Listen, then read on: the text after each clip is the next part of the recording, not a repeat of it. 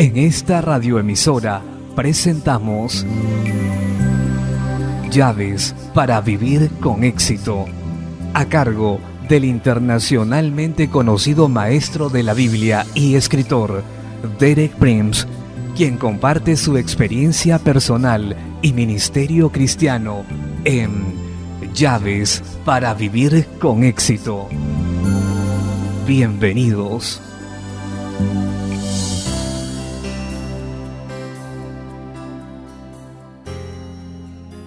Llaves para vivir con éxito presenta el Ministerio de la Intercesión, tercera parte. Me alegro de estar nuevamente con usted para continuar con nuestro tema para esta semana, el Ministerio de la Intercesión. En mis dos charlas previas de esta semana tomé ejemplos de ese Ministerio de la Intercesión en la vida de dos grandes siervos de Dios, como fueron Abraham y Moisés. Surgieron ciertos rasgos que son característicos entre los hombres y las mujeres que han dominado este arte de la intercesión. Por ejemplo, intimidad con Dios, de nuevo para dirigirse a Dios. Luego la convicción de la justicia absoluta de Dios, tanto para juzgar a los impíos y para salvar a los justos y rectos. Y la preocupación por la gloria de Dios. Por el contrario, también demuestran despreocupación por los intereses y ambiciones personales. En mi charla de hoy hablaré de otro gran siervo de Dios, Daniel. El incidente del que voy a hablar está en el capítulo 9 de Daniel, pero antes quiero que veamos qué sucedió en el capítulo 6 de Daniel. Quiero que vea los antecedentes del hábito de orar en Daniel. Algunas cosas no vienen automáticamente en un solo momento. Algunas cosas en nuestras vidas que tienen que ser cuidadosamente cultivadas. Como buenos hábitos, claro está. Y Daniel era un hombre que había cultivado el hábito de orar. En ese momento en particular en su vida, él era lo que podríamos llamar el primer ministro del Imperio Pérsico, pero algunos de sus subordinados estaban celosos y trataban de quitarlo de su puesto. No pudieron encontrarle nada con que criticar la manera en que hacía su trabajo, así que eventualmente se dieron cuenta de que la única manera de atraparlo sería con base a su religión. Así que persuadieron al emperador de Persia para que decretara una ley que por 30 días nadie orara sino al emperador. Por supuesto, para Daniel, que era un judío ortodoxo y cultivo, esa era una situación imposible.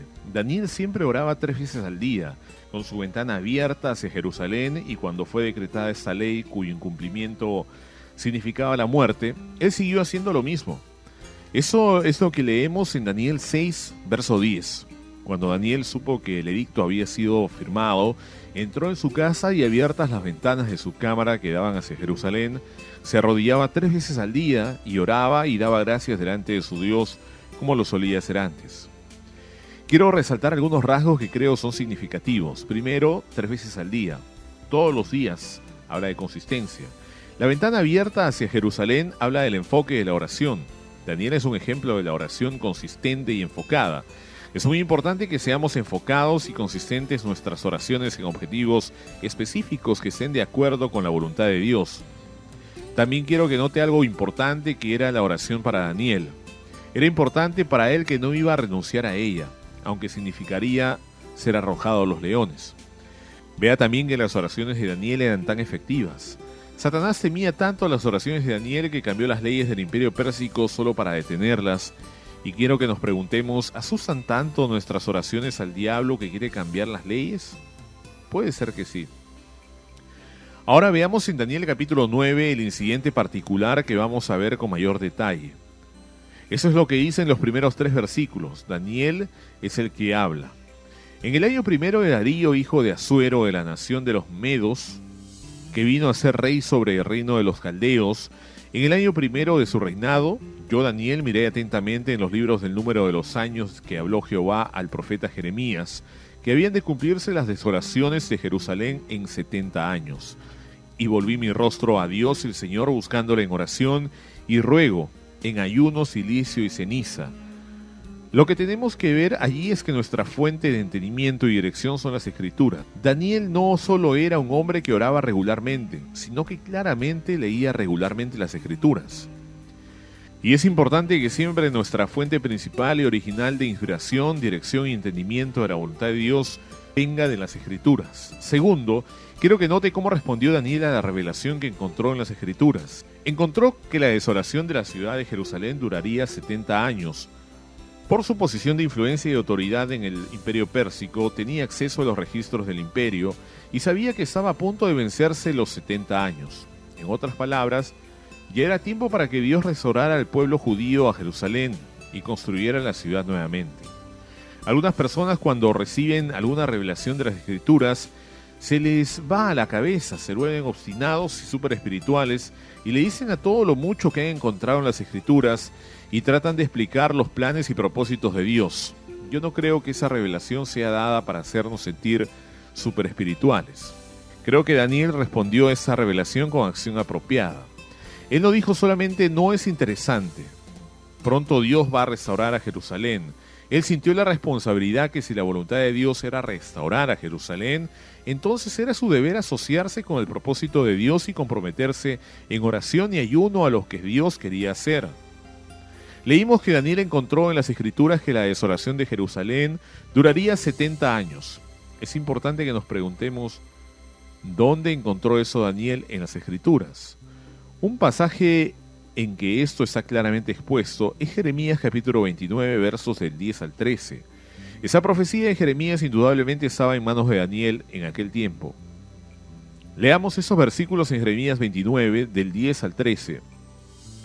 Porque así dijo Jehová: cuando en Babilonia se cumplan los 70 años, yo os visitaré y despertaré sobre vosotros mi buena palabra, para haceros volver a ese lugar. Pero yo sé que los pensamientos que tengo acerca de vosotros, dice Jehová, pensamientos de paz y no de mal, para daros el fin que esperáis. Entonces me invocaréis y vendréis y oraréis a mí, y yo os oiré. Y me buscaréis y vendréis y oraréis a mí, y yo os oiré. Y me buscaréis y me hallaréis, porque me buscaréis de todo vuestro corazón. Así que hubo una indicación clara que después de 70 años Dios empezaría a restaurar el imperio judío, a Jerusalén y a la ciudad misma. Pero Dios dijo, lo haré al final de 70 años, pero ustedes, mi pueblo, tengan que cumplir condiciones, tendrán que invocarme y orar, y cuando lo hagan los escucharé. Daniel sabía que su responsabilidad no era solamente conocer la revelación interesante, que el tiempo de restaurar a Jerusalén había llegado, sino que su responsabilidad era cumplir con la parte del pueblo de Dios de orar. Y Dios dijo que tendría que orar de una manera especial. En verdad, tendrás que orar, dijo Dios. Me buscarán y me encontrarán cuando me busquen de todo corazón. Cuando usted se entregue sin reserva a buscar a Dios en oración, entonces Él responderá y hará lo que se ha comprometido a hacer. Es indudable que Daniel leyó estas palabras. Me buscaréis de todo vuestro corazón. ¿Cómo respondió? Él mismo dice, volví mi rostro al Señor, buscándole en oración y ruego, ayuno, cilicio y ceniza. En esos tiempos el cilicio y la ceniza eran muestra de lamentación, así que Daniel, en cierto sentido, se hizo penitente. Lloraba la desconsolación de Jerusalén. Hay un tipo de llanto que estaba muy cerca del corazón de Dios. Jesús dijo en el Sermón del Monte, bienaventurados los que lloran porque ellos recibirán consolación. Isaías 61:3 dice, a los afligidos de Sión se les dará gloria en lugar de ceniza, óleo de gozo en lugar de luto, manto de alegría en lugar del espíritu angustiado. No se trata de tristeza centrada en sí mismo, sino en un llanto por el pueblo y la situación de la ciudad de Dios es un llanto en Sion. Y Daniel era ese tipo de persona y eso le agradaba mucho a Dios. Daniel solo no lloró y lloró, sino que también ayunó. El ayuno es la manera establecida por Dios de humillarnos y entregarnos completamente y sin reservas a un compromiso de oración. Leeré en 2 de Crónicas 7, donde Dios dice en el versículo 14, si se humillare mi pueblo sobre el cual mi nombre es invocado, y oraren y buscaren mi rostro y se convirtieren de sus malos caminos, entonces yo oiré desde los cielos y perdonaré sus pecados y sanaré su tierra. De acuerdo con las Escrituras, hay ciertas maneras específicas que Dios ha establecido para que su pueblo se humille ante Él. Es por medio del ayuno. Ahora quiero mostrarle el tipo de oración que Daniel en ese tipo de oración de lamento, ayuno y búsqueda de Dios con todo su corazón. Es un patrón muy interesante para todos nosotros.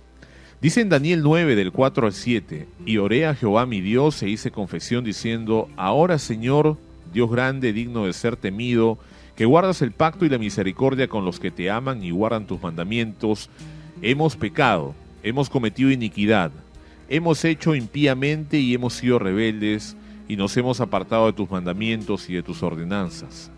No hemos obedecido a tus siervos los profetas que en tu nombre hablaron a nuestros reyes, a nuestros príncipes y a nuestros padres, y a todo el pueblo de la tierra. Tuya es, Señor, la justicia y nuestra la confusión de rostro, como en el día de hoy lleva todo hombre de Judá, los moradores de Jerusalén, y todos los de cerca y los de lejos en todas las tierras a donde los has echado a su causa de su rebelión con que se rebelaron contra ti. Note que en este pequeño pasaje Daniel habla en el plural de la primera persona. Daniel era uno de los hombres más rectos y justos que las escrituras mencionan. En realidad, no se habla de ningún pecado en la vida de Daniel. Fácilmente pudo haber tomado una actitud de justicia y rectitud propia con respecto a los israelitas y haber dicho: ese es el pueblo malvado, ese es el pueblo que merece tu juicio. Pero no lo hizo. Él se identificó con el pueblo de Dios, tomó su lugar entre ellos y dijo: hemos pecado. Hemos fallado, merecemos el juicio. Compare eso con la oración del fariseo que subió al templo. ¿Recuerda lo que oró? Señor, gracias que no soy como los otros hombres. ¿Qué clase de oración llega al corazón de Dios? No la oración del fariseo, sino la oración del hombre que estaba ayunando y llorando, que se entregaba sin reservas a la misericordia de Dios, que se identificaba con las necesidades del pueblo de Dios. Nuestro tiempo por hoy ha terminado. Regresaré mañana a la misma hora. Hasta ahora los intercesores que hemos estudiado esta semana, todos han sido hombres, pero mi lección para mañana sobre la intercesión será tomada de la vida de una mujer, la reina Esther.